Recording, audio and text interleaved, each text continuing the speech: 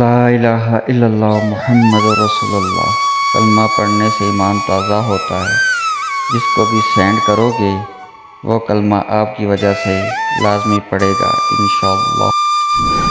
حضرت علی رضی اللہ تعالیٰ عنہ نے فرمایا، خدا سے جب بھی دعا مانگو تو مقدر مانگو، عقل نہیں، کیونکہ میں نے بہت سے عقل والوں کو مقدر والوں کے در پہ دیکھا ہے۔ مولا علی، رات کو کھڑے ہو کر پانی مت پیو، ورنہ اس سے ایسا درد پیدا ہو جائے گا جس کا علاج سوائے اس کے کچھ نہیں کہ خدا آرام دے۔ حضرت علی رضی اللہ تعالیٰ عنہ نے فرمایا، خاموشی ایک عظیم نعمت ہے، خاص طور پہ اس وقت جب اختلافات زیادہ ہوں، آوازیں بلند ہوں، علم کی کمی ہو اور دلیل کی کوئی اوقات نہ ہو۔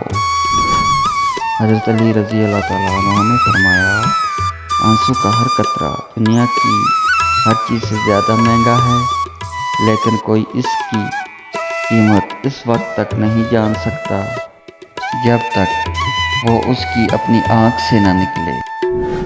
گالی، حضرت علی رضی اللہ تعالیٰ عنہ نے فرمایا، تمہارے منہ سے نکلی ہوئی ایک گالی چاہے مذاق میں بھی ہو یا غصے میں، تمہاری قبر میں ایک ایسا بچھو پیدا کرتی ہے جس کے ایک بار ڈسنے سے انسان 70 آسمین میں ڈس جاتا ہے۔ اس گالی کے اس عذاب سے سب کو آگاہ کریں، شاید آپ کے ایک شعر سے کسی کی اصلاح ہو جائے۔ ایک دعا، یا اللہ تمام والدین کو صحت اور تندرستی کے ساتھ اتنی عمر ضرور دے کہ وہ اپنے بچوں کے بچوں کی خوشیاں دیکھ سکیں، جس کی ہر والدین خواہش کرتے ہیں، آمین۔